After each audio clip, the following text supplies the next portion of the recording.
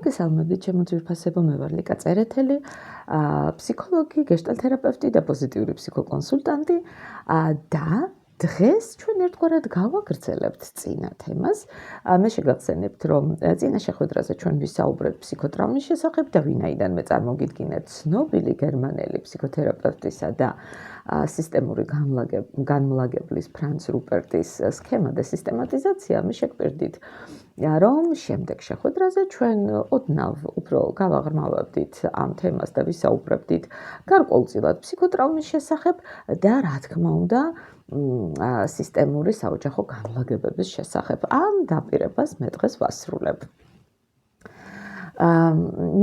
ჯერ ეს ერთი რა არის საგვარეულო ტრავმა? ბუნებრივია, ეს იქნება იმ სახის ტრავმა, რომელიც ტრავმული მოვლენა, უფრო სწორედ, რომელიც თაობების წინ მოხდა, რომელიც ან საიდუმლოდ ინახება, ან შესაძლოა საიდუმლო არ იყოს, მაგრამ იმდენად მძიმე იყოს, რომ საგვარეულოს წევრები იმ მხარეს არ იხედებიან, თითქოს სურთ, რომ ის დავიწყებას მისცენ.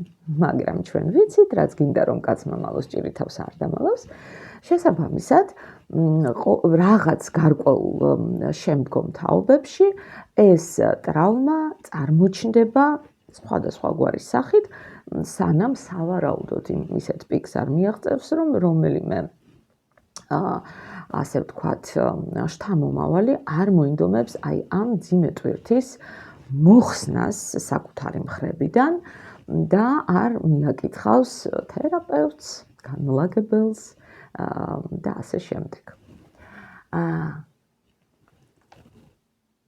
მე იმისთვის, რომ ცოტა შემოგიტყუოთ ამ თემაში, მინდა ერთი კონკრეტული პატარა შემთხვევა მოგიყვეთ, ძალიან მოკლედ. წარმოიდგინეთ ახალგაზრდა ქალი, რომელსაც უცაბედად დაეწყო ასეთი პროცესი.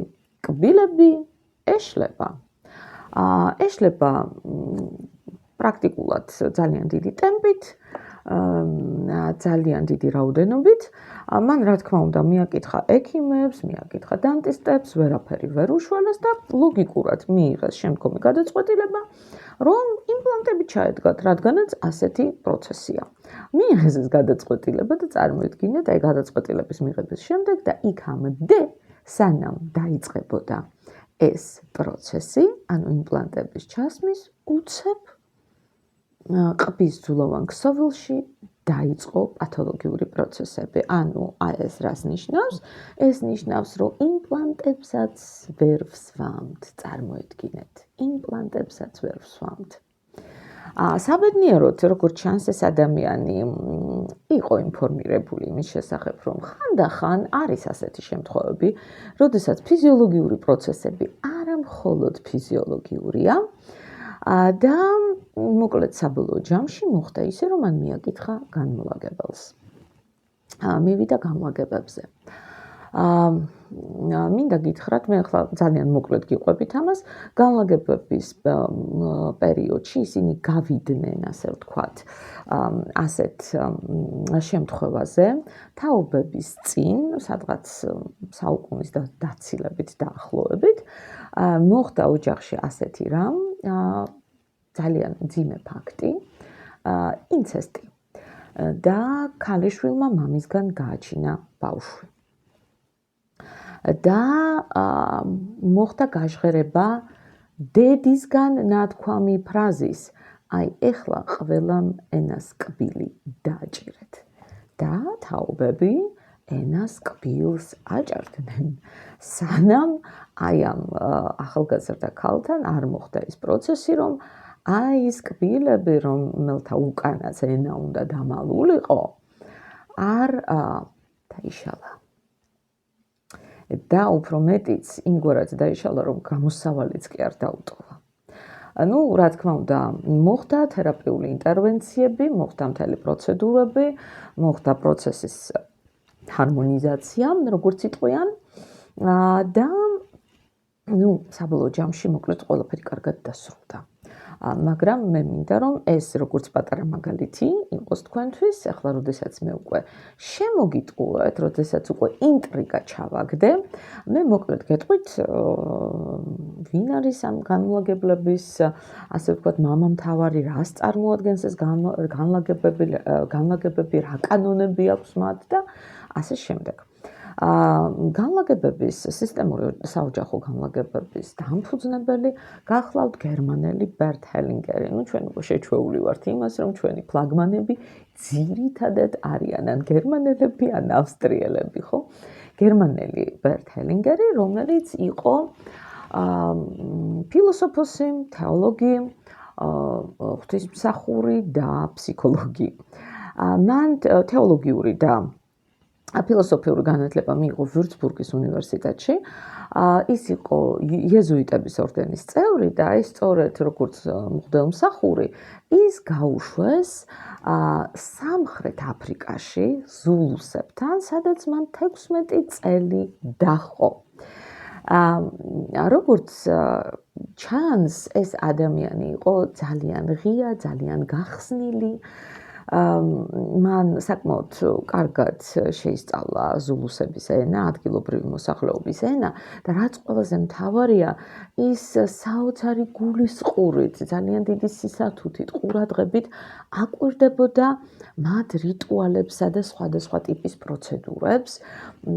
ძალიან ასე ვთქვათ, აინტერესებდა რა აზრის მატარებელი იყო ეს, რა სიმბოლური დატვირთვის მატარებელი იყო ეს რიტუალები, იმიტომ რომ ეს ადამიანები ხომ მაქსიმალურად ახლოს იყვნენ ბუნებასთან, სამყაროსთან, რა ვიცი მე, კოსმოსთან.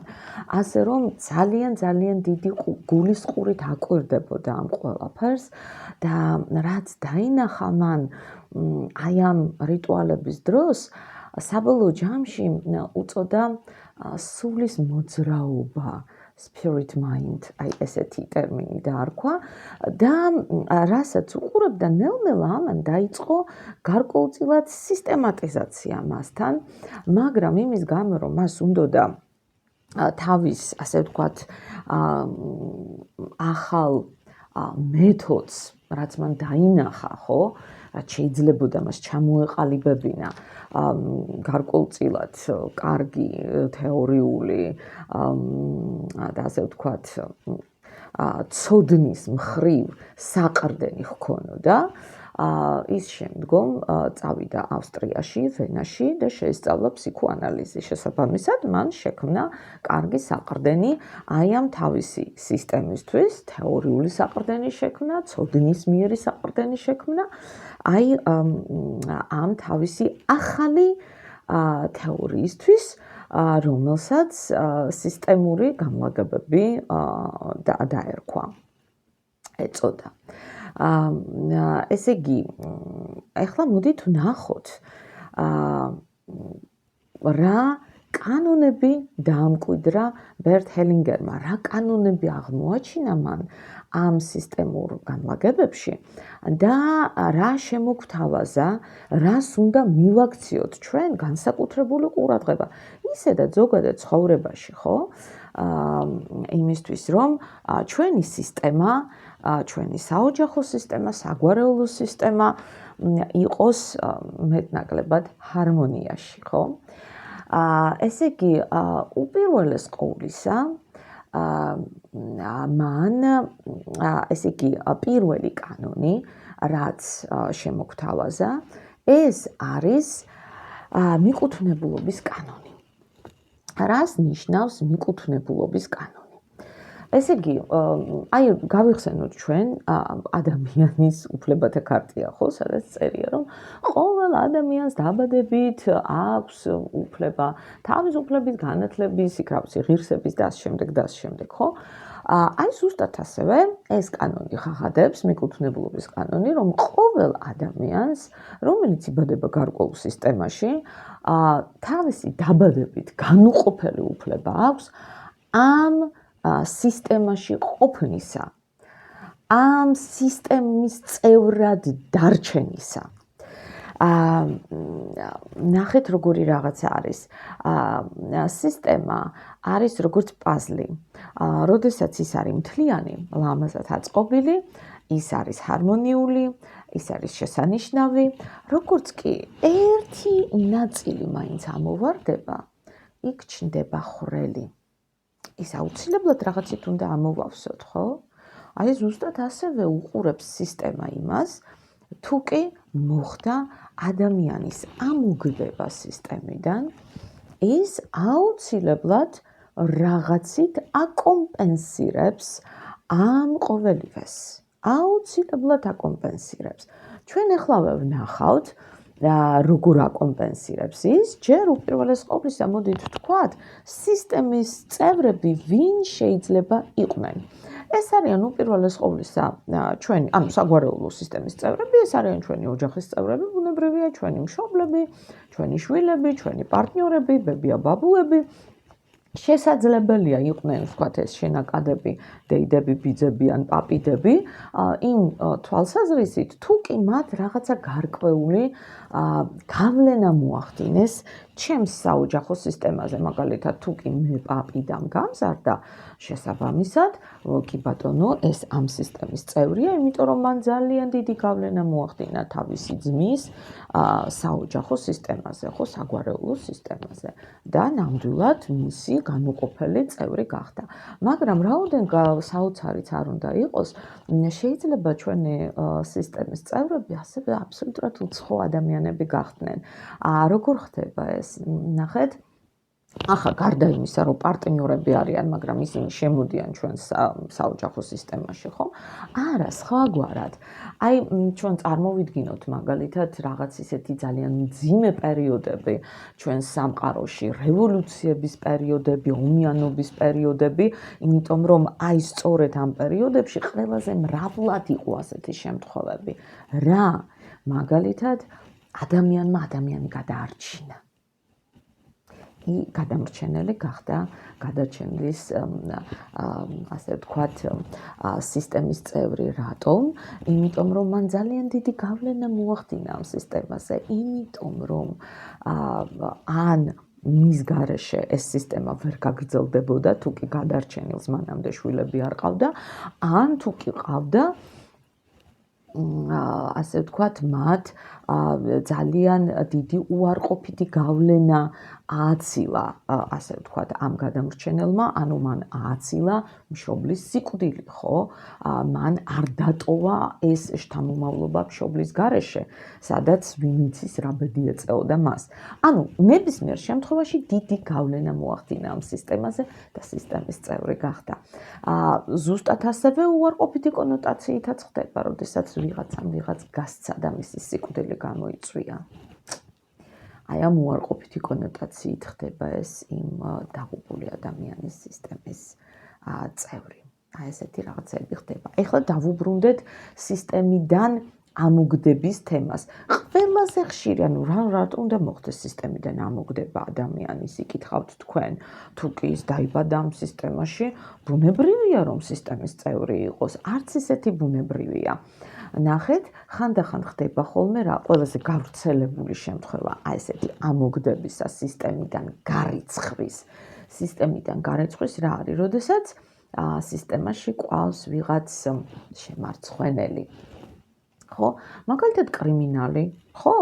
მკვლელი, მოძალადე, რა ვიცი, აი ესეთი ტიპის ადამიანი, ხო, ვიღაც გარეწარი, რომელიც სისტემამ მოკვეთა, ხო, გარიცხა. რაც ერთი მხრივ ბუნებრივია, ხო, თქვენ იკითხავთ, რომ ნუ აბა როგორ ჩვენი ემოციები წარმოიდგინეთ ამ დროს, ხო? ჩვენ განვიცდით ბრას, ჩვენ განვიცდით რა ვიცი, რაღაც ძალიან მძიმე ამბებს, ხო, ძალიან მძიმე ემოციებს, განვიცდით აგრესიას, განვიცდით რაღაც უსამართლობას, ხო? რომ რატო უნდა იყოს ასეთი ადამიანი, როგორ უნდა იყოს ჩვენი წევრი, ხო? მაგრამ სისტემას ეს აბსოლუტურად არ აინტერესებს. ეს არის კანონი. მივხვდით, ეს არის როგორც გრავიტაციის კანონი. გრავიტაციას არ აინტერესებს კლდიდან კეთილი ადამიანი ვარდება თუ ბოროტი. ის უბრალოდ თავის ფუნქციას ასრულებს. გრავიტაციის კანონი მიზიდულობის კანონია და კეთილი თუ ბოროტი ადამიანი ვარდება ამ კლდიდან, მისთვის სულ ერთია, ის ერთნაირად მოქმედებს ყველაფერზე. შესაბამისად მას არ აინტერესებს ის გარეწარია თუ ვინც არის, ის უნდა რჩებოდეს სისტემის წევრად. თქვენ იტყვით, რა გავაკეთოთ, აბა რა მოუხერხოთ ჩვენს ემოციებს? არაფერი, თქვენ სრულიად თქვენი უფლება გაქვთ, რომ ეს ყველა ემოცია განიცადოთ, არავინ არ გეუბნებათ თქვენ, რომ თქვენ ჩაჩექმოთ ეს ემოცია. დათრგუნოთ ეს ემოციები. თქვენ გეუბნებიან, მეგობრებო, განასხვავეთ ერთმანეთისგან, ასე ვთქვათ, მიმღებლობა და კეთილგანწყობა. თქვენ არავინ არ გეუბნებათ, რომ თქვენ კეთილგანწყობით შეხედოთ ამ ადამიანს, მაგრამ მიმღებლობა, ანუ აღიარება რა ფაქტისა? ფაქტის, რომ ძალიან დიდი ბოდიში, მაგრამ თქვენ და იმ ადამიანს საერთო გენოფონდი გაქვთ. და რადგანაც საერთო გენოფონდი გაქვთ, ის თქვენი სისტემის წევრია, ეს ფაქტია. ანუ ფაქტის აღიარებას გთხოვენ თქვენ. აღიარეთ ეს. ეხლა ნახეთ, მაინც არ არის ეს საკმარისი, ხო? თქვენ გესმით, რომ ეს არის ფაქტის აღიარება, რომ მხოლოდ და მხოლოდ კანონი მუშაობს ასე, გრავიტაციის კანონის მსგავსი, მაგრამ თქვენ უფრო მეტი გჭირდებათ და თქვენ მართალი ბრძანდებით, ამას გარკვეული მუშაობა ჭირდება.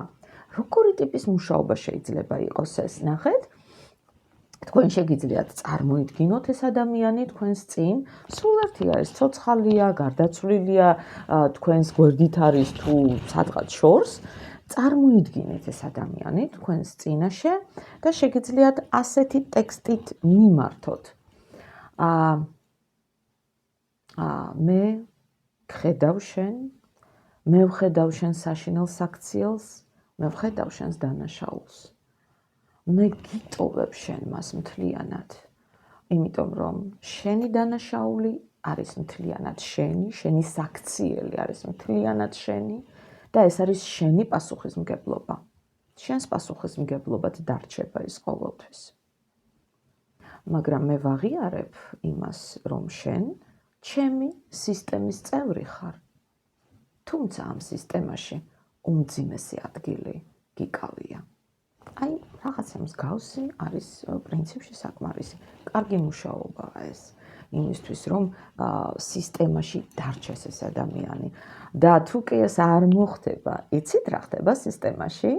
თუ კი თქვენ გარიცხავთ ამ ადამიანს სისტემიდან, სისტემას აინტერესებს ხვრელის შევსება, შესაბამისად როგორ ავსებს ის ამ ხვრელს? ის რაღაცა თაობების შემდეგ, შეიძლება შემდეგ თაობაში, შეიძლება იმის შემდეგ, ან თვლათ იმის შემდეგ თაობაში, აუცილებლად შემდგომ თაობებში შემოიყვანს ბავშვს, შემოიყვანს ადამიანს, რომელიც იმის მაგივრად, რომ თავისი ცხოვრება იცხოვრებს აი იმ გარიცხული კრიმინალის ცხოვრებით. არ არის მე მგონი კარგი პერსპექტივა, ხო? ამიტომაც მოდით ასე ვთქვათ, ავითვისოთ ეს კანონები და ვიმოქმედოთ ამ კანონების თანახმად. კი ბატონო. ეხლა კიდევ ვინ შეიძლება იყოს გარიცხული, ვინ შეიძლება რომ წარმოქმნას აი ეს ხვრელი, რომელსაც სისტემა მერე აუცილებლად ამოავსებს თავისებურად. რაოდენადაც არ უნდა გაგიკვირდეთ, ეს შეიძლება იყვნენ ის ადამიანები, რომლებიც ჩვენ განსაკუთრებით გვიყვარდა და რომლებსაც რაღაც დაემართათ, ნაადრევად წავიდნენ. ასე ვთქვათ, ოღონდ ჩვენ იმდენად გვიყვარდა ეს ადამიანები, რომ არც კი ვიხედებით იქით. ჩვენ იმდენად გვიყვარდა ისინი, რომ იმის მაგივრად, რომ გავიაროთ მთელი ეს პროცესი გლოვის, იმისთვის, რომ ეს მთელი სიმძიმე, მთელი სიმწარე ბოლომდე გავატაროთ ჩვენში და შემდეგ ის დატრანსფორმირდეს რაღაც ისეთ ნათელ სევდად, სადაც ჩვენ არ გაგვიჭირდება ამ ადამიანის გახსენება პირიქით, კი სევდით, მაგრამ ამავდროულად დიდი სიამოვნებით და სიყვარულით გავიხსენებთ მას და ეს არის ჯანსაღი, ასე ვთქვათ, ურთიერთობა ასეთ ადამიანთან, ხო, ჩვენს წინაპართან, ან ჩვენი ოჯახის წევრთან, აქტუალურ ოჯახის წევრთან, ხო? არამედ ჩვენ არ გვინდა ამ ტკივილის განცდა, არ გვინდა ამ პროცესის საკუთარ თავში გატარება და ჩვენ ვყინავთ ამ ემოციებს. ჩვენ არ ვიხედებით იქითკენ და ემოციების გაყინვა ნიშნავს რას და არ განცდა ემოციების გარიცხვა ამ შემთხვევაში, რას ნიშნავს, რომ ჩვენ ჩვენი სულის იმ ნაწილსაც ვკეტავთ, სადაც ეს ადამიანი იყო. და ჩვენ მას ვეუბნებით, რომ აპატია, მაგრამ მე შენ არ შემოგხედავ, შენ აქ არ ხარ, იმიტომ რომ ეს ძალიან მიმძიმს. და აი აქაც აუცილებლად სისტემა იზრუნებს იმაზე, რომ აუცილებლად ამოავსოს ეს ნაწილი, ეს ასე ვთქვათ, ხრელი, შექმნილი ხრელი, სხვადასხვა ვარიანტებით. ვარიანტები არის ძალიან ბევრი. მას შეუძლია ზუსტად იგივე გაიმეოროს მაგალითად, ან კიდევ რაღაცა სხვა სახე მისცეს აი ამ სიტუაციას, ამ ტრავმას. ჩვენ აუცილებლად ვისაუბრებთ კიდევ შემდგომში ამის შესახებ, მე აუცილებლად მაგალითს მოგიყვანთ ამგვარი სიტუაციისა. სადაც ჩვენი ძალიან საყვარელი ადამიანები მიდიან და ჩვენ არ გვინდა რომ ეს ასე ვთქვათ მივიღოთ და რაღაცნაირად გავრიცხავთ ამას. კი, მე შემიძლია ახლავეც ძალიან მოკლედ გითხრათ ამის შესახებ, რომ ძალიან მოკლე მაგალითი მოგიყვანოთ, თუმცა შემდგომ უფრო ისეთი ძირფესვიანად ვისაუბრებთ ამაზე. მაგალითად, წარმოვიდგინოთ, რომ ჩვენი ბები ან დიდი ბებია, ასე ვთქვათ, რომელსაც ძალიან უყვარდა თავისი მეუღლე და ეს მეუღლე სადღაც ომში დაიღუპა, ხო? იმის მაგივრად, რომ მას განეცადა მთელი ეს ემოციები ბოლომდე, მან ჩაკეტა ეს ყველაფერი, გასაღები გადააგდო და თქვა, რომ სად მაქვს მე ახლა ამ ემოციების განცდის დრო? სად მაქვს მე სენტიმენტების დრო? აგერ შვილები არიან გასაზრდელები, აგერ იქ რაღაც უნდა ვიმუშაო, რომ თავი გავიტანო, არ მაქვს მე ახლა სენტიმენტების დრო. და წარმოიდგინეთ, რომ შემდგომ თქვენ, როგორც შვილიშვილი ან შვილთაშვილი, რომელსაც თქვენი ცხოვრება აწყობილი გაქვთ, აი შვეიცარიული სათივით, იმიტომ რომ მეუღლეც ყავთ არაჩვეულებრივი, ბავშვებიც ყავთ არაჩვეულებრივი, საყვარელ საქმესაც აკეთებთ, მატერიალურადაც უზრუნველყოფილი ხართ და უცებ გემართებათ ესეთი რაღაცა დეპრესია. და თქვენ ვერ ხვდებით რა ხდება, იმიტომ რომ ლოგიკურ ახსნას ვერ პოულობთ ამისა. შესაძლებელია, ანუ ამ კონკრეტულ შემთხვევაში რაც მე დაგისახელეთ, ეს ნამდვილად ის არის მიზეზები დეპრესიისა შეიძლება სხვადასხვა იყოს, ხო? ამიტომ უნდა აუცილებლად გამოვიკვლიოთ ამ დეპრესიული მდგომარეობის. მაგრამ ერთ-ერთი შეიძლება იყოს სწორედ ეს და ამ კონკრეტულ შემთხვევაში, რომელიც მე მოგიყევით, ნამდვილად ეს არის, ხო? ბებიამ, ან დიდმა ბებიამ, რომელმაც გამორიცხა და გარიცხა ეს თავისი განცდები, არ იცხოვრა, არ განიცადა ბოლომდე, გარიცხა ეს თავისი ძალიან საყვარელი ადამიანი, იმიტომ რომ ძალიან მტკივნეული იყო მასზე ფიქრი, აი, ასეთი ამბები ხდება.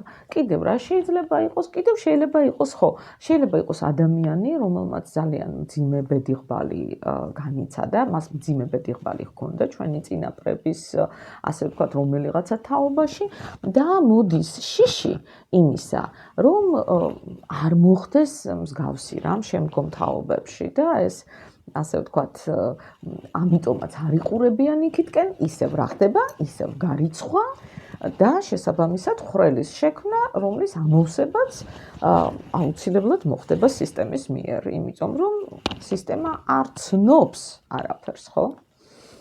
კი ბატონო, ეხლა ეს არის, ასე ვთქვათ, პირველი კანონი, ხო, მიკუთვნებულობის კანონი. ყველა, ვინც დაიბადა სისტემაში, უნდა დარჩეს სისტემის წევრად, წერტილი. ეხლა იერარქია. მეორე კანონი არის იერარქიის კანონი. რას ნიშნავს ის, რომ სისტემაში ადრე შემოსული, უფრო მაღლა დგას, უფრო პრიორიტეტულია, ბუნებრივია, მშობლებთან და შვილებთან მიმართებაში ეს იერარქია არის სრულიად ბუნებრივი. მშობელი უფრო ადრე მოვიდა, შემდეგ მოვიდა მისი შვილი, მშობელი დიდია, შვილი პატარაა, მშობელმა უნდა იზრუნოს შვილზე და ასე შემდეგ.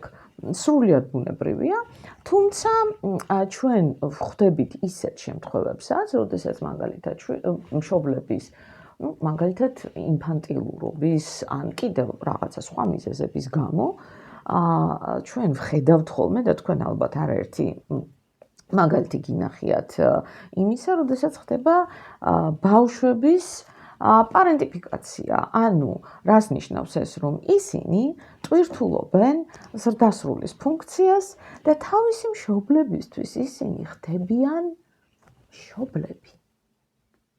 მაგალითად თქვენ გინახავთ ალბათ, როდესაც ესეთი დედა, რომელიც მუდმივად წუწუნებს, რომ ესე ცუდად არის, ვერ ეწყობა მისი ცხოვრება და ქალიშვილი, რომელიც უსმენს, ჯერ კიდევ პატარა ბავშვი, ხო, რომელიც უსმენს და ან მოზარდი და რაღაც რჩევებს აძლევს, ან შეიძლება რჩევებს აძლევს და ზრუნავს კი არა და პირდაპირ ესე უბრძანებს, ხო, ძალიან ისეთი იმპერატიული ბრძანებებია, რომ ეს არ გააკეთო, ეს არ გააკეთო, იმ კაცთან საქმე არ დაიჭირო, ეს სამსახური შენ არ გჭირდება, აი ესეთი. ეს არის იერარქიის დარღვევა.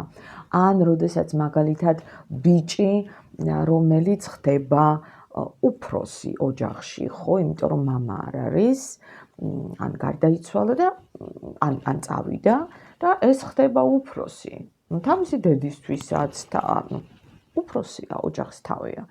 ესეც იერარქიის დარღვევაა. მე მინდა გითხრათ, რომ აი იერარქია ასევე არსებობს თანაბარ დონეზე მდგარ ადამიანებს შორის, ანუ პარტნიორებს შორის, ხო? როდის ხდება ეს რა შემთხვევებში?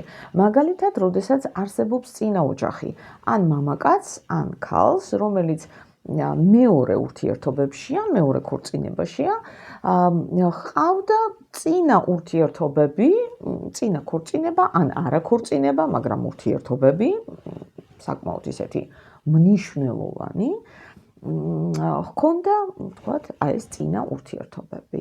რა შეგვიძლია ვთქვათ ამის შესახებ? რა თქმა უნდა, ახალი ოჯახი არის პრიორიტეტული, იმიტომ რომ ის ქმნის, ასე ვთქვათ, ახალ სასიცოცხლო სივრცეს სისტემისთვის, ხო? მაგრამ ამავდროულად წინა ოჯახი ძალიან მნიშვნელოვანია დროის თვალსაზრისით, ხო, დროის კონტინუუმში და რიგითობაში, იმიტომ რომ ის იყო მანამდე და მან დატოვა თავისი გავლენა სისტემაზე, ის სისტემის წევრი გახდა, მან დატოვა თავისი გავლენა სისტემაზე, ხვდებით? ამიტომ ორივე პარტნიორმა ძალიან დიდი პატივისცემა უნდა მიუძღონ იმ წინა ოჯახს. არ იქნება კარგი ამბავი, თუ კი ქმარი თავის ყოფილ ცოლზე, ან ცოლი თავის ყოფილ ქმარზე იტყვის, ეს ისეთი საშინელება იყო, ეს რაღაც, აი, ხო ხვდებით, გასაგებია, ის შეიძლება მართლაც საშინელება იყო და ჩვენ პიროვნულად არ ვამბობთ არაფერს ამაზე. ჩვენ ისევ და ისევ კანონის ფარგლებში უნდა მივუძღოთ მას პატივი იმისთვის, რომ მან გავლენა მოახდინა სისტემაზე, ხვდებით? და არ ვარ გაუფასურება ამ შემთხვევაში ამ ადამიანისა. იმიტომ რომ შეიძლება მე მოხდეს ისე, რომ თქვენი პარტნიორი დაიწყებს ზუსტად ისე მოქცევას, როგორც ის წინა ცუდი პარტნიორი. არ გვინდა, იმიტომ რომ სისტემა აღადგენს ამ დისბალანსს, ამ იერარქიის დარღვევას. ხო? ანუ დავიმახსოვროთ, რომ ეს არის ძალიან მნიშვნელოვანი, ჩვენ პატივისცემით უნდა მოვიხსენიოთ ისინი, პატივისცემით უნდა მოვეპყრათ. და თუ კი იმ პირველ ოჯახში შვილებიც არიან, არ მინდა გაგაწბილოთ, მაგრამ მეორე პარტნიორებს მინდა გითხრათ, რომ ისინი ზოგადად ყველაზე მთავარნი არიან, ანუ ყოველ შემთხვევაში თქვენს წინ დგანან, იმიტომ რომ ისინი პირველები შემოვიდნენ სისტემაში. და ამ სისტემის განუყოფელ წევრებად დარჩნენ. ისინი თქვენამდე იყვნენ. ასე რომ შესაბამისი პატივისცემით მოვეპყრათ ამ ყველაფერს, ხო? არ მოვინდომოთ, რომ ამოვშალოთ ის წინა პერიოდი ჩვენი პარტნიორის ცხოვრებიდან, ქალი იქნება ეს თუ მამაკაცი, ამას ვერ გააკეთებთ უბრალოდ, იმიტომ რომ იმ ადამიანმა, ვინც იყო თქვენს წინ, სისტემაზე დატოვა თავისი კვალი. ვერ გახდებით თქვენ პირველი, ხვდებით? პირველობას უნდა იჩემებთ. ეს როგორც რიგშია, გახსოვთ, აი საბჭოთა კავშირის დროს რიგები რო იყო და დიდი რიგები და ნომრებს რო იწერდნენ ხელზე, ხო და აი იქ რა ვიცი მე ხუთე რო პირველი ვერ გახდებოდა ამ რიგში, ცხადი იყო. ხო, აი ზუსტად ეგრევეა. როგორც არ უნდა რა ყირაზე რო დადგეთ, თქვენ ხართ მეორე პარტნიორი და პირველი ვერ გახდებით.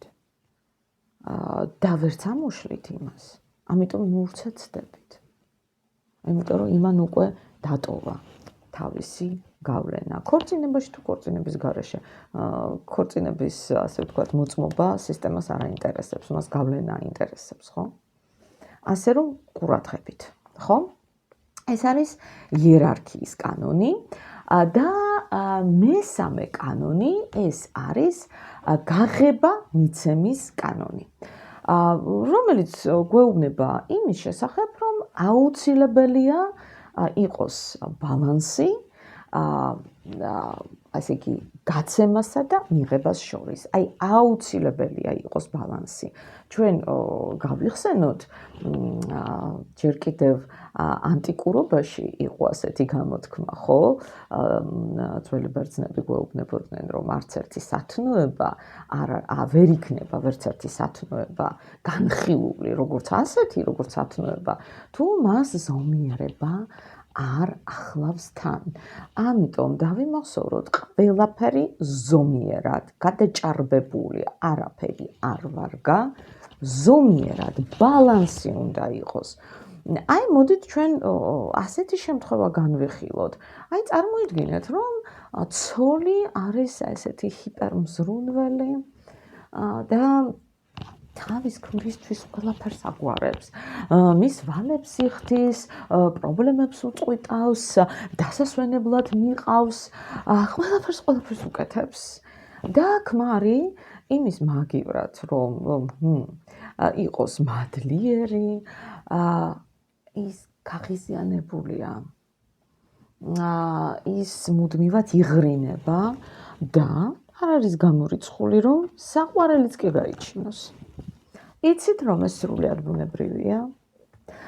იმიტომ, რომ ეს ცოლი მარტო გასცემს. ქმარი ვერ ასწრებს, ან ვერ უბრუნებს სამაგიეროს, ხვდებით?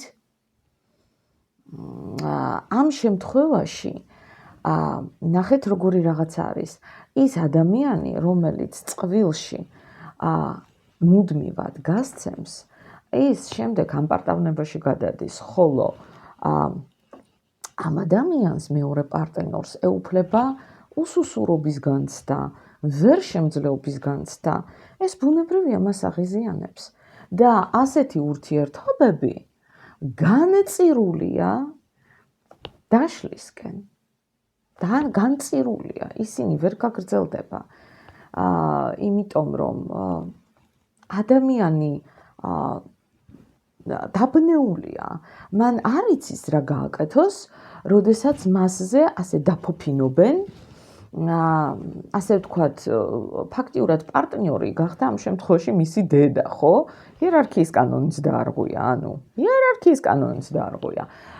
და ის, ასე ვთქვათ, იმდენს უკეთებს და ისეთი ტემპით და ისე სწრაფად, რომ ეს უბრალოდ დაბნეული არ იცის რა გააკეთოს, რა მოიმოქმედოს. შესაბამისად, ასეთი ურთიერთობები ვერ გაძლებს დიდხანს. იმიტომ რომ ამდენს იღებს, ამდენს გასცემს ეს ადამიანი, ხო? და შეიძლება ამდენსაც ვერ იღებდეს სამაგიეროდ. ეხლა რა არის ჩვენი ჯანსაღი სიტუაცია? ჯერ ეს ერთი გავცეთ ზომიერად. არ დავარღვიოთ იერარქია და ჩვენი პარტნიორების დედები არ გავხდეთ, ხო? და მამები ასევე. ზომიერად გავცეთ და ნახეთ თუ მე ჩემმა პარტნიორმა რაღაცა მომცა, რაღაცა სასიამოვნო გამიკეთა. მე როგორ ვუბრუნებ მას? იგივეს და ოდნავ მეტს ვაძლევ.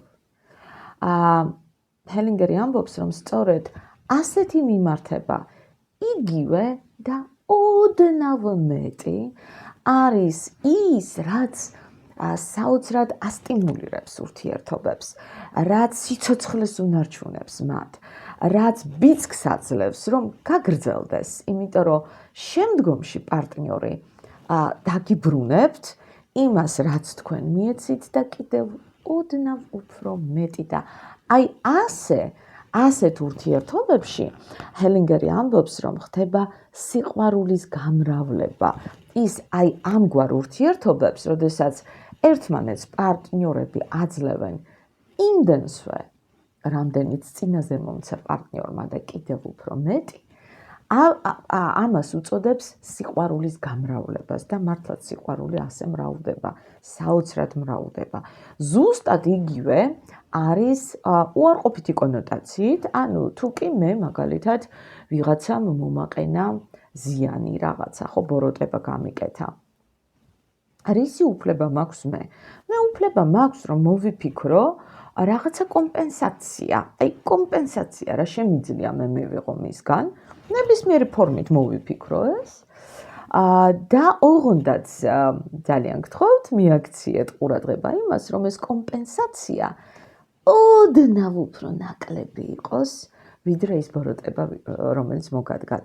ზუსტად ასე, ბოროტების ესკალაცია კი არ მოხდება და კონფლიქტის ესკალაცია, არამედ ის დაიწევს, ამასთანავე სამართლიანობა შენარჩუნდება, იმიტომ რომ თქვენ რაღაც კომპენსაციას ამაში მიიღებთ.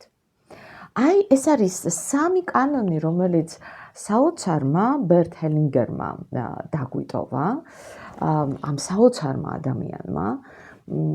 ის სხვათა შორის გარდაიცვალა 2019-ში, ღრმად მოხუცებული, 93 წლისა გარდაიცვალა და მან ძალიან ბევრი წიგნი დაგვიტოვა, სხვათა შორის პირველად თუ არ ვცდები, გერმანელმა ფსიქიატრმა ვებერმა სთხოვა, თუ სწორედ მახსოვს, რომ წიგნი დაეწერა, ანუ წიგნი როგორ დაეწერა, თავისი ეს შეხვედრების ვორქშოპები, რომელსაც ატარებდა, ისო დააკორექტირეო და მოდიო წიგნათო შეკარიო და რაღაც ჩვენ თერაპიულ სამყაროში ასე ვთქვათ, გამოსაყენებელი იქნებაო, მაგრამ თერაპიულ სამყაროში კი არა და ისეთი ბესტსელერი გახდა ის წიგნი, რომ ну, რა ვიცი, საოცრად გაიყიდა, იქ რაღაცა 100,000-ობით ეგზემპლარი იყო, ნამდვილად გეუბნებით ამას და შემდეგ კიდევ მრავალი წიგნი დაგვიწერა ბერტ ჰელინგერმა და აი ასე დაგვიტოვა, ასე ვთქვათ, აი ეს საოცარი თავისი მემკვიდრეობა. ეხლა მე მინდა გითხრათ, ანუ როგორ ტარდება ეს განლაგებები, ანუ რა არის განლაგებების პროცესი? ეს არის მე ძალიან მოკლედ მოგიყვებით და მე მაგალითით უკვე რომელიც მე უკვე შეგფერდით, რომ დაწვრილებით მოგიყვებით მაგალითს, აი აქ უკვე ნახავთ თქვენ რა ხდება. მოკლედ განლაგებები ეს არის კლასიკაში ჯგუფური პროცესი, კი ხდება ინდივიდუალური განლაგებლები, რომლებიც ფიგურებით აკეთებენ ამას, ვთქვათ, ესეთი პატარა ფიგურები აქვთ, რომლითაც ამ განლაგებებს აკეთებენ, ზოგი განლაგებელი ბარათებითაც აკეთებს ამას, მაგრამ კლასიკა ეს არის ჯგუფური პროცესი. ესე იგი, იკრიბება ჯგუფი, არის განმლაგებელი და ერთ-ერთი კლიენტი, ჯგუფის წევრი ყვება თავის кейსს. შემდეგ განმლაგებელი ეუბნება თავის შემთხვევას, ანუ ხო? განმლაგებელი ეუბნება, აბა მოდი ახლა შენ გამოიყვანე ის, ასე ვთქვათ, შენი ოჯახის წევრები, სისტემის წევრები, ის ადამიანები, რომლებიც აი ამ პროცესში ანუ მნიშვნელოვნები არიან, ხო? ვთქვათ, იქ გამოიყვანს ჯგუფიდან წევრებს, ეუბნება შენ დედაჩემი იქნები, შენ მამაჩემი იქნები, შენ ჩემი ძმა იქნები, მაგალითად, ხო? ამათ ჩვენ ვეძახით მოადგილეებს, ანუ მოადგილეები გამოყავს, ვინც ამ როლებს ასრულებს დააყენებს, განალაგებს სივრცეში, ისე როგორც ფიქრობს, რომ ლოგიკურია და ასე ამის ოჯახში, მაგალითად, დედა და მამა შეიძლება ერთმანეთს უყურებდნენ და შესციცინებდნენ, ან შეიძლება პირიქით ზურგით იდგნენ ერთმანეთთან და ძმა შეიძლება მათთან ერთად იყოს, ან ოთახის სადღაც შორეულ კუთხეში დადგას ამ ადამიანმა, ხო, თვითონ ჩვენმა მთავარმა მოქმედმა პირმა, კლიენტმა, არ ვიცით, მაგრამ რაღაცნაირად დადგავს თავისი ოჯახის ლოგიკას გაითვალისწინებს და აი შემდეგ რაც ხდება, აი რასაც სულის მოძრაობებს ეძახდა ჰელინგერი, სწორედ ეგ არის, ეს არის რომ წარმოვიდგინოთ სპექტაკლის სცენარის გარეშე, იმიტომ რომ შემდგომში ჩვენ არ ვიცით და არც თვითონ მოადგილეებმა არ იციან, რა მოხდება, ისინი თავისი შინაგანი კარნახით მოძრაობენ და ეს მოძრაობები და ზოგჯერ ფრაზებიც, ნათქვამი ფრაზებიც ისეთებია, რომლებსაც გაყავთ აი ეს სისტემა რაღაცა გარკვეულ მოვლენაზე, რაღაცა გარკვეულ ამბავზე, შეიძლება ტრავმაზე, რომელიც არის სისტემაში. მოკლედ რაღაცა მნიშვნელოვანზე, სადაც საჭირო არის ჰარმონიის შემოტანა, რისი განკურნებაც არის საჭირო. მაგრამ ხომ გეუბნებით, ეს ხდება ყოველგვარი სცენარის გარეშე. ისინი მოძრაობენ, ისინი შესაძლოა რაღაცა ფრაზებს ამბობდნენ. ხშირად ეს მოძრაობები ძალიან გავს მათი პროტოტიპების მოძრაობებს, ანუ იმ პერსონაჟებისა, რომლებსაც ისინი ასახიერებენ, მიუხედავად იმისა, რომ ისინი მათ არ იცნობენ. ხო? და ფრაზებიც ხანდახან ისეთებია, რომლებსაც ისინი იყენებენ. ნუ ჰელინგერი ამას სულის მოძრაობებს ეძახის, ჩვენ ვამბობთ, რომ ამ დროს ველი მუშაობს გიჟივით, ხო? იმიტომ რომ მოდის ეს რაღაცა ინფორმაცია და ხდება ამ პროცესის გათამაშება. და შემდეგ, რა თქმა უნდა, არის ინტერვენციები განმლაგებლის და ხდება საბოლოო ჯამში ამ ყველაფრის ჰარმონიზაცია. აი, როგორ ხდება? ეხლა მე კონკრეტულად მოგიყვებით ერთ-ერთი განლაგების მაგალითზე, რომელიც ჩვენ აღვიწერა თავის წიგნში ერთ-ერთმა საკმაოდ ცნობილმა განლაგებელმა უკრაინელმა, ოდესელია ეს ქალბატონი, ნადეჟდა მარკავა. აი, ასეთი რამ მოგვიყვა მან ჩვენ, მოგვითხოვრო ხო თავის წიგნში. აი, ესეთი შემთხვევა, მასთან მოვიდა ახალგაზრდა გოგონა ფაქტიურად და მოყვა ასეთ ისტორიას. წარმოიდგინეთ პატარა სოფელი, სადაც ცხოვრობენ დედა და ორი ქალიშვილი, უფროსი და უმცროსი, გოგონები არიან ძალიან ლამაზები. და უფროს ქალიშვილს ყავს ორი თაყვანისმცემელი. აქედან ერთი მას მართლაც ძალიან მოწონს და სურს რომ ცოლად გაყვეს მას და შესაბამისად, როდესაც მეორე მოვა, ასე ვთქვათ, ხელის შეთავაზებით, ხო? მას უარით ისტუმრებს. გამოხდება რაღაცა ხანი და საველე სამუშაოებიდან სახლისკენ მიმავალ გზაზე ამ უფროს გოგონას, უფროს ქალიშვილს, აი ეს უარყოფილი თაყვანისმცემელი ესხმის თავს, აუპატიურებს და ძალიან ისე აღწერილი, ძალიან ისეთი მძიმე პროცესია, ხან აუპატიურებს და აღრჩობს, აუპატიურებს და აღრჩობს, ანუ გაწელილი პროცესია. და ბოლოს როგორც მართლა რაღაცა სასწაული, რადგანაც ეს სახლის გზაზეა, გვახსოვს, ანუ მოშორებით არის სახლი, დედა გამოდის სახლიდან და ეძახის უბრალოდ ამ გოგოს და აი ამ დედის ძახილი გამოაფხიზლებს აი ამ მოძალადეს და ის გაიქცევა. სამწუხაროდ ეს გოგონა თავს იკლავს. აი ესეთ მძიმე, ასეთი მძიმე შემთხვევით სრულდება ეს ასე ვთქვათ ეს პროცესი. შემდგომი მოვლენები ვითარდება ისე, რომ ესე იგი ეს უმცროს ქალიშვილს დედა ფაქტობრივად გვერდიდან არიცილებს, აი ამ ამბის მერე და შესაბამისად ყველა ნაცნობ მეგობრისთვის რჩება გამოცანად, როგორ მოახერხა ამ გოგომ და როგორ გათხოვდა, მაგრამ გათხოვდა ეს უმცროსიც და შესაბამისად შემდეგ გაუჩნდა შვილი, გოგონა, რომელიც გადიოდა ესე იგი წლები და ცხადი იყო რომ ეს გოგონა სულ უფრო და უფრო ემსგავსება თავის გარდაცვლილ დეიდას. რამდენიმე წლის შემდეგ ახალგაზრდა ოჯახმა გადაწყვიტა რომ ქალაქში გადასახლებულიყო, მაგრამ ბებიამ უთხრა თქვენ წადით, თქვენ ახალგაზრდები ხართ, კიდევ გეყოლებათ შვილები, მე კიდევ ამ ბავშვის გარდა არ მყავს არავინ, მე ამას ვიტოვებ. მართლაც ასე მოხდა, ასე გადაწყდა, წავიდნენ მშობლები ქალაქში და პატარა გოგონა დარჩა ბებიასთან ერთად. მაგრამ როგორც ჩვენთვის, რომლებმაც ვიცით უკვე ეს კანონები მოსალოდნელი იყო, რაღაცა წლების მერე, როდესაც ეს პატარა გოგონა შვილიშვილი, ანუ იყო 16-17 წლის, თითქმის განმეორდა იგივე მოვლენა. რატომ ვამბობ? თითქმის იმიტომ საბედნიეროდ თავდასხმის დონეზე დარჩა ეს ყველაფერი, ზუსტად ასევე სახლის გზაზე ამ გოგონას ზუსტად ასევე დაესხა თავს, ასე ვთქვათ, უარყოფილი ბიჭი და მაგრამ ვერ მოასწრო მან ვერაფერი, იმიტომ რომ საბედნიეროდ ზუსტად ისევე ბებია გამოვიდა და დაუძახა გოგოს და ამიტომ თავდასხმის დონეზე დარჩა ეს ყველაფერი, ანუ აღარ გადასულა მძიმე ამბებში.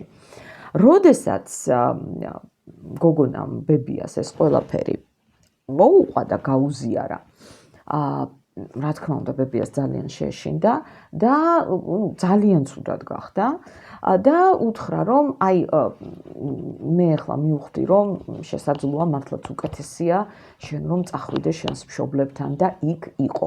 გოგონა მართლაც ჩავიდა თავის მშობლებთან ქალაქში, ჩააბარა უნივერსიტეტში, ძალიანაც კარგად სწავლობდა, ყველაფერი კარგად მიდიოდა, მაგრამ მთავარი ის იყო რომ ამ გოგონამ დაკარგა სიცოცხლისადმი ინტერესი. მას ეშინოდა მამაკაცების, რაც სრულიად არ არის გასაკვირი ასეთი ინციდენტის შემდეგ.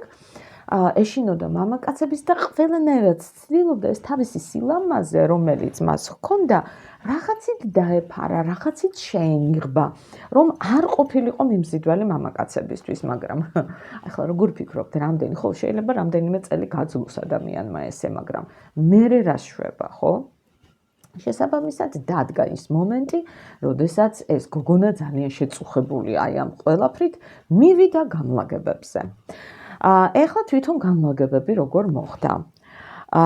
განლაგებელმა დააყენებინა, ჯერ გამოაყვანინა მას დედის მოადგილე, მამის მოადგილე და საკუთარი მოადგილე, ანუ თავარი გმირი ვინც არის, ხო? დააყენა. დაიწყეს დაკვირვება. რა ხდებოდა? მთავარი გმირის მოადგილე იყო ძალიან დაბნეული. მას თითქოს უნდოდა მშობლებთან ახლოს მისულიყო, ვერც მიდიოდა. მაშინ განმლაგებელმა შემოაყვანინა ბებიის ფიგურა. აი ბებიის ფიგურა რომ დაინახა მთავარმა გმირმა, საერთოდ დაიბნა. ის თითქოს უფრო მეტად მიიწევდა ამ შემთხვევაში თავისი მშობლებისკენ, მაგრამ ბებიისგან ხედავდა ძალიან მკაცრ გამოხედვას, თითქოს აკრძალვას და საერთოდ დაიბნა, აღარ იცოდა რა გაეკეთებინა. მაშინ განმლაგებელმა შემოაყვანინა უკვე გარდაცვლილი დეიდის ფიგურა.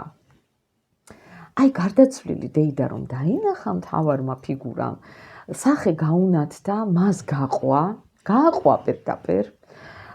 ეს დეიდა მივიდა შუაში დააწვა, ის გარდაცვლილია.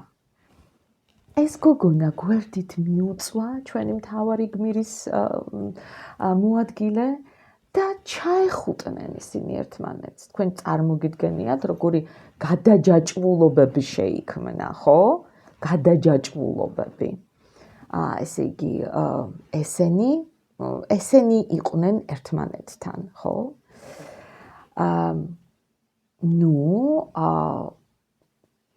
გაჩერდა სიტუაცია. უყურებდნენ ამათ.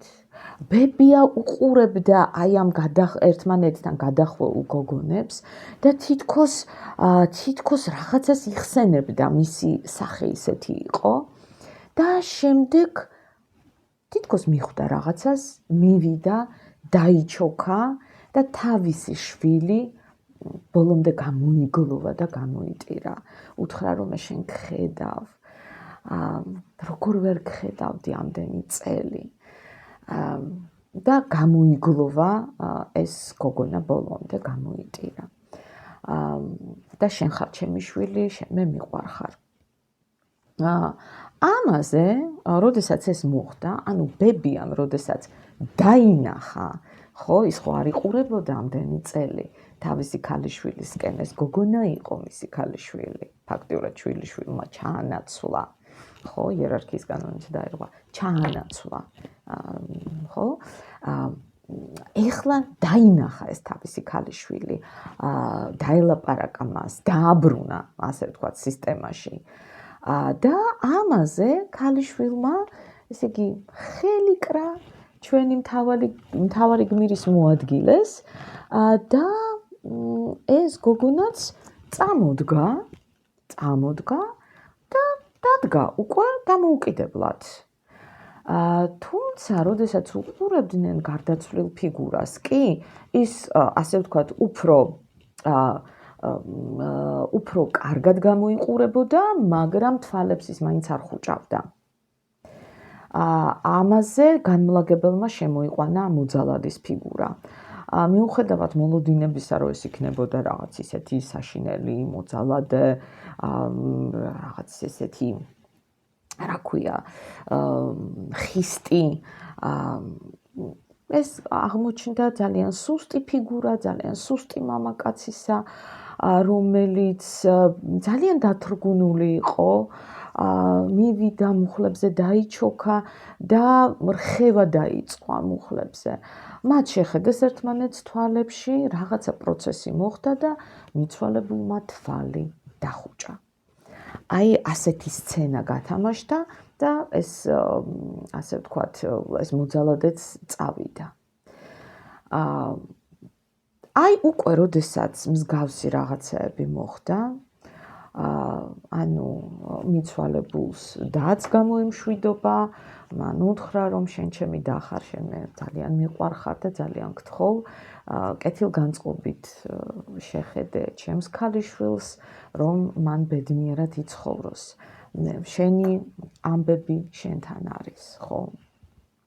და შემდგომ უკვე აი ამ გოგონამ ასევე მიმართა თავის დეიდას და უთხრა შენ ხარ და მე ვარ, მე ჩემი ცხოვრება მაქვს, შენი ცხოვრებითი ცხოვრე.